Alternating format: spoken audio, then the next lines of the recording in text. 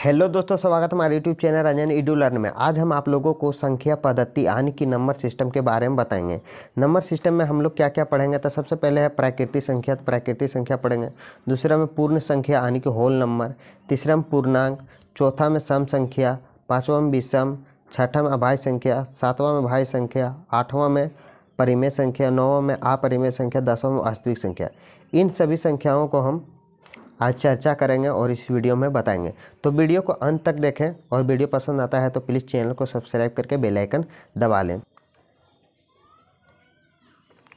प्राकृतिक संख्या को नेचुरल नंबर कहते हैं, यानी कि इसको n से डिनोट करते हैं। गिनती की सभी संख्याएं को प्राकृतिक संख्या कहते हैं, जैसे 1, 2, 3, 4, 5, यानी 1 से शुरू होकर अनंत तक जाता है।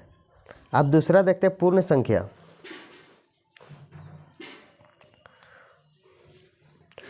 पूर्ण संख्या यानी कि होल नंबर, इसको W से डिनोट करते हैं। 0 से शुरू होकर अनंत तक जाती है उसे पूर्ण संख्या कहते हैं, जैसे 0, 1, 2, 3, 4।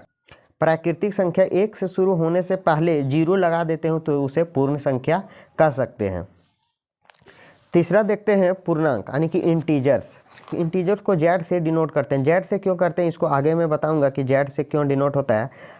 पूर्णांक का अर्थ है पूरा प्लस अंक, यानी कि धनात्मक या ऋणात्मक दोनों होना चाहिए। इसमें पूर्ण संख्या के साथ साथ, पूर्ण संख्या किसे कहते हैं, 0 से शुरू होकर अनंत तक जाती उसे पूर्ण संख्या कहते हैं। तो इसमें पूर्ण संख्या के साथ साथ ऋणात्मक संख्या भी होती है जिसे पूर्णांक कहते हैं, जैसे -5, -2, -2.5, 1, 2, 3, 100, 150। इस तरह के संख्या को पूर्णांक संख्या कहते हैं, यानी कि पूर्णांक संख्या में धनात्मक और ऋणात्मक दोनों होता है। 0 एक उदासीन संख्या है। 0 जो है एक उदासीन संख्या। आप Z से क्यों डिनोट करते हैं इसे देख लेते हैं।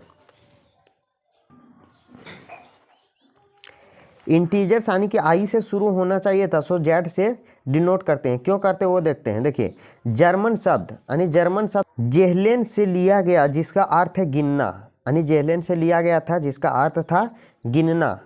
और जहल का अर्थ है संख्या, इसलिए इसको इंटीजर्स के जगह में Z का डिनोट करते हैं। चौथा देखते हैं सम संख्या यानी कि इवन नंबर। जिस संख्या का इकाई अंक में 0, 2, 4, 6, 8 में से कोई भी एक संख्या लिखा मिल जाए उसे सम संख्या कहते हैं। यानी कि दूसरा परिभाषा दे सकते हैं, अर्थात जो संख्या 2 से पूरा विभाज्य हो जाए उसे सम संख्या कहते हैं, जैसे 1020, 112, 404, 428। अब इसके इकाई अंक में देखिए, इकाई अंक में क्या दिया है, 0 दिया है। तो सबसे पहले परिभाषा में क्या बोला गया था, 0, 2, 4, 6, 8, यानी कि इकाई अंक में 0, 2, 4, 6, 8 कुछ भी मिले इकाई अंक में मिलना चाहिए। देखिए 0 मिल गया, 2 मिल गया, 4 मिल गया, 8 मिल गया, तो ये सम संख्या कह सकते हैं, क्योंकि इस 2 से यह पूरा कट जाता है। हम ये दूसरा परिभाषा थोड़ा हार्ड है, मतलब कि 2 से भाग देकर देखना पड़ेगा, तो भाग देकर देखने में थोड़ा ज़्यादा टाइम लग जाएगा, इसलिए आद करने का सबसे सरल उपाय है 0, 2, 4, 6, 8 इकाई अंक में होना चाहिए। अब आगे देखते हैं पांचवा यानी कि विषम संख्या। विषम संख्या पूछा है ओड नंबर, इसको ओड नंबर इंग्लिश में कहते हैं। ऐसी संख्या जो 2 से पूरा ना कटे, अर्थात जिसके इकाई स्थान पर 1, 3, 5, 7, 9 आदि मिले उसे विषम संख्या कहते हैं। छठा बढ़ते हैं अभाज्य संख्या यानी कि प्राइम नंबर। एक से बड़ी वे सभी संख्याएं हैं जो एक और स्वयं के अलावा किसी और संख्या से विभाज्य ना हो, जैसे 2, 3, 5, 7, 11, 13, 17, 19, 23, 29, 31, 37, इन सभी क्या हो गया, अभाज्य संख्या है। अब ध्यान दीजिएगा कि एक को अभाज्य संख्या नहीं कह सकते हैं, क्योंकि एक केवल एक से ही भाग जाता है, और यहाँ परिभाषा में बोला है कि एक और स्वयं के अलावा किसी और संख्या से विभाज्य ना हो, यानी कि भाग ना जाए। और ध्यान दीजिएगा कि 1 से लेकर 100 के बीच 25 अभाज्य संख्या है, 25 अभाज्य संख्या है, और 2 केवल सम अभाज्य संख्या है, बाकी बस सब विषम संख्या है। तो नंबर देखते हैं भाज्य संख्या। भाज्य संख्या यानी कॉम्पोजिटिव नंबर, वह संख्या जो 3 या 3 से अधिक संख्या से कटे उसे भाज्य संख्या कहते हैं, यानी कि 4। तो 4 देखो 1 से भी कटेगा, 2 से भी कटेगा और 4 से भी कटेगा। तो ये 3 से कट गया, यानी 3 या 3 से अधिक संख्या से कटे कट गया। आप 6 देखते हैं, 2 से कटेगा, 3 से कटेगा, 6 से भी कट रहा है। 8 को 2 से कटेगा, 4 से कटेगा, 8 से भी कट रहा है। 10 देखिए 2 से भी कटेगा, 5 से भी कटेगा, 10 से भी कटेगा। 20 2 से भी कटेगा, 4 से भी कटेगा, 5 से भी कटेगा, 10 से भी कटेगा, 20 से भी कटेगा। यानी 3 या 3 से अधिक संख्या कटे उसे भाज्य संख्या कहते हैं। नोट, 2 भाज्य संख्या नहीं है। क्यों नहीं है? क्योंकि 1 और 2, केवल 1 और 2 से ही कट रहा है, और यहाँ बोला है कि 3 या 3 से अधिक संख्या से कटे। परिमेय संख्या यानी कि रेशनल नंबर आदि किसी संख्या में अंश, यानी अंश किसको बोलते हैं? तो ऊपर वाला के, जैसे 3/5 है तो इसको अंश बोलेंगे और इसको हर बोलेंगे। आदि किसी संख्या में अंश और हर p/q, यानी कि जैसे कि ऊपर में 3 और नीचे 5 हो सकता है, कुछ भी हो सकता है बटा के रूप में। पूर्णांक हो तथा हर q यानी कि 0 ना हो, हर जो है सो 0 ना होना चाहिए, तो उस संख्या को परिमेय संख्या कहेंगे। जैसे 3/5, तो 3/5 जो है सो परिमेय संख्या है। -2/7 ये भी परिमेय संख्या है। 7 भी परिमेय संख्या, क्योंकि 7 के नीचे 1 लगा देंगे तो परिमेय संख्या बन जाएगा।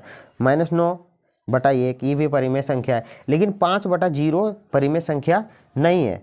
क्यों नहीं है? क्योंकि बोला गया है कि हर जो है सो 0 ना हो, हर 0 नहीं होना चाहिए, इसे परिमेय संख्या कहते हैं। अपरिमेय संख्या, अपरिमेय संख्या क्या होता है सो देखते हैं। अपरिमेय संख्या इरेजनल नंबर, रूट के अंदर आने वाली वे संख्याएं, रूट के अंदर आने वाली वे सभी संख्याएं हैं जो रूट के बाहर नहीं आ सकती है, उसे अपरिमेय संख्या कहलाते हैं। जैसे रूट के अंदर 5, 2/रूट के अंदर 5। तीसरा उदाहरण देखते हैं, 2 + रूट के अंदर 5। ये जो है सो क्या है? अपरिमेय संख्या। πr एक अपरिमेय संख्या है। अब बहुत सारे विद्यार्थी बोलेंगे कि πr का मान 22/7 होता है, तो 22/7 जो है सो ये एक अनुमानित संख्याएं हैं। πr का जो नंबर होता है, यानी कि जो डिविजल भाग करते हैं, जो संख्या निकल के आता है, उसे मैं स्क्रीन पर दे दूंगा, उसे आप लोग देख सकते हैं। अब 10वां नंबर देखते हैं, वास्तविक संख्या, यानी वास्तविक संख्या रियल नंबर। जो सभी संख्याएं हम लोग अभी पढ़ें, अभी हम लोग जो पढ़ें सभी संख्याएं, वे सभी संख्याएं क्या है? वास्तविक संख्या, यानी कि रियल नंबर है। जैसे प्राकृतिक संख्या पढ़ें, पूर्ण संख्या पढ़ें, पूर्णांक पढ़ें, सम पढ़ें, विषम पढ़ें, अभाज्य संख्या पढ़ें, भाज्य संख्या पढ़ें, परिमेय संख्या, अपरिमेय संख्या आदि संख्या जो है सो वास्तविक संख्या है। यानी कि जितने संख्या हम लोग पढ़ें सब वास्तविक संख्या के अंतर्गत आते हैं। अगर वीडियो अच्छा लगे तो प्लीज़ चैनल को सब्सक्राइब करके बेल आइकन दबा लें, ताकि और इसी तरह का वीडियो मैं इस चैनल पे अपलोड कर सकूं और आप लोगों के बीच वो वीडियो पहुंच के देख सकें। आप लोग कुछ ज़रूर सीखने को मिलेगा। तो थैंक यू।